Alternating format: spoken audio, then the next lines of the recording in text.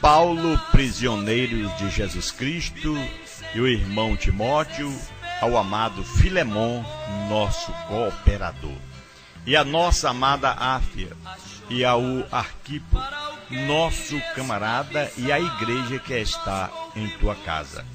Graças a vós e paz da parte de Deus nosso Pai e do Senhor Jesus Cristo. Graças dou ao meu Deus, lembrando-me sempre de ti nas minhas orações, ouvindo do teu amor e da tua fé que tens para com o Senhor Jesus Cristo e para com todos os santos, para que a comunicação da tua fé seja eficaz no conhecimento de todo o bem que em vós há por Cristo Jesus. Pois tive grande gozo e consolação no teu amor, porque por ti, irmão, os corações dos santos têm sido reanimados. Aleluia! Por isso, ainda que tenha em Cristo grande confiança para te mandar o que te convém. Todavia, peço-te antes, por amor, sendo eu tal como sou, Paulo, o velho, e também agora prisioneiro de Jesus Cristo, peço-te por meu filho Onésimo, que gerei nas minhas prisões, o qual noutro tempo te foi inútil, mas agora a ti e a mim muito útil, e eu te tornei a enviar. Amados irmãos, como é lindo, é maravilhoso a gente observar uma carta como essa de Paulo, aleluia, para o nosso irmão Filemon. Glória a Deus. Quando a gente vê o amor sincero de um cristão para com o outro. E aqui Filemon, glória a Deus, um livro como este apresenta desafios especiais para as pessoas que tratam a Bíblia como nada mais do que um livro de muitos mitos interessantes. Que assim, tem pessoas que pensam que é um mito, é uma coisa assim, que não é uma verdade. Quando visto pelas lentes das opiniões e valores geralmente aceitos em nossa cultura, esta pequena epístola, ela surpreende os leitores e levanta questões importantes sobre o objetivo do Evangelho de Cristo. Louvado seja o Senhor.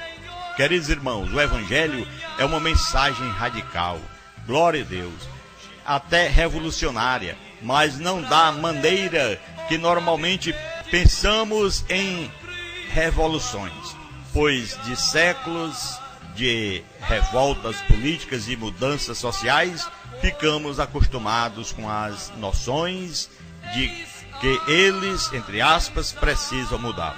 E o sistema, entre aspas, também precisa ser reformado. Não é assim que a gente observa a atualidade? No entanto, o foco está nas circunstâncias eternas e na culpa da sociedade para explicar qualquer comportamento considerado, entre aspas, normal.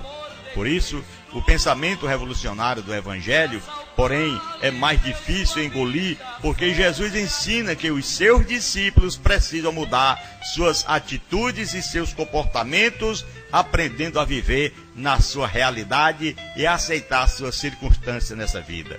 Glória a Deus, louvado seja o santo nome do Senhor. Filemon, uma das epístolas que Paulo escreveu durante sua prisão, bem ilustra esse objetivo do Evangelho. Filemon era um amigão de Paulo e cristão, aleluia, fiel e respeitado em Colossos, glória a Deus. Como era comum na época, ele era senhor de escravos, enquanto a palavra escravidão do nosso contexto dos últimos séculos sempre traz imagens negativas à mente. Devemos lembrar que a escravidão, em algumas situações históricas, no caso, era uma opção atraente para o próprio escravo. Às vezes, por exemplo, as pessoas estavam na escravidão para pagar dívidas ou para evitar a morte em guerras. Quando ele queria pagar uma dívida, então se fazia um escravo. Assim, nem sempre essa palavra também traz na sua íntegra o que a gente pensa. Então, assim, ser escravo não foi necessariamente degradante e ser dono de escravo nem sempre indicava maus tratos, abuso ou exploração. Observando aqui o foco do livro de Filemon, deduzimos, portanto, os detalhes da história de um escravo e seu senhor. Aleluia. Um dos escravos de Filemon, um dos homens chamados Onésimo, havia fugido e talvez até tivesse furtado algumas coisas da casa do seu senhor.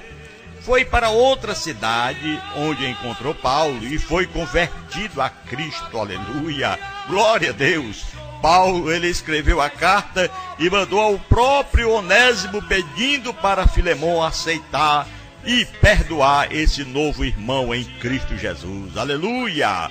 Ele elogiou as atitudes de Onésimo, pedindo, depois da sua conversão, ele disse: antes te foi inútil, atualmente, porém, é útil a ti e a mim. Aleluia!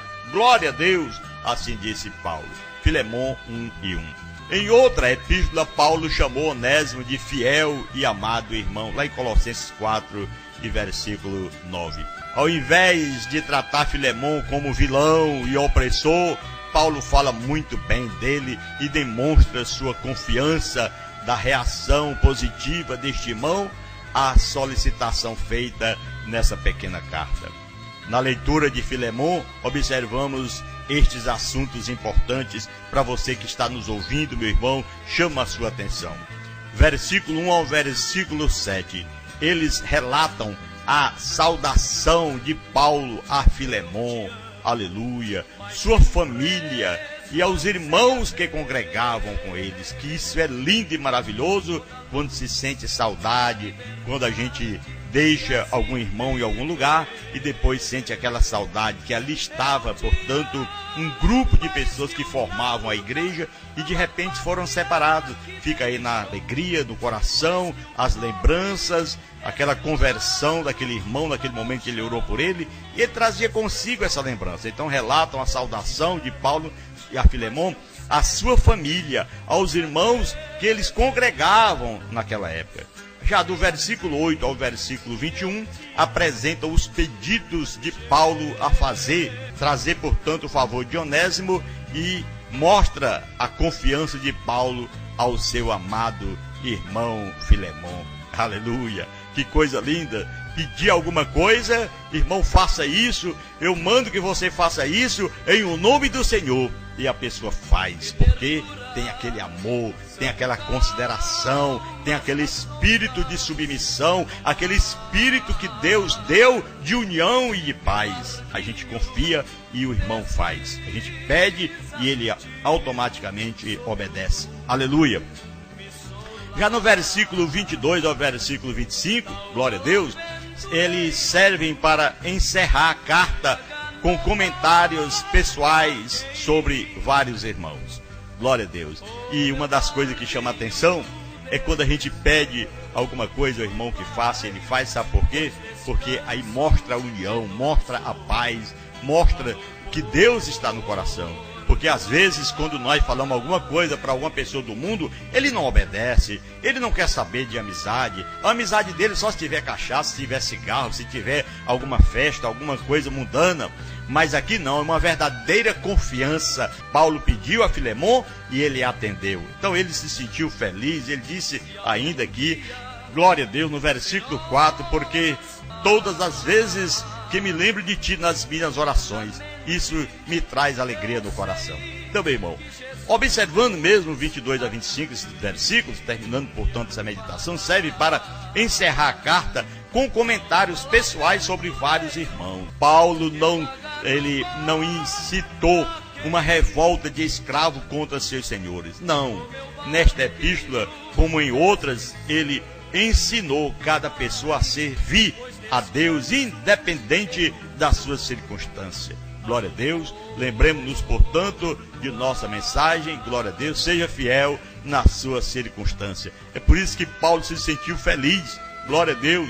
Independente das circunstâncias, Paulo ensinou que seus servos fossem dedicados e fiéis, que senhores fossem generosos e bons, que mulheres casadas fossem submissas aos homens casados, seu esposo, tratando-se a sua própria mulher com respeito e dignidade.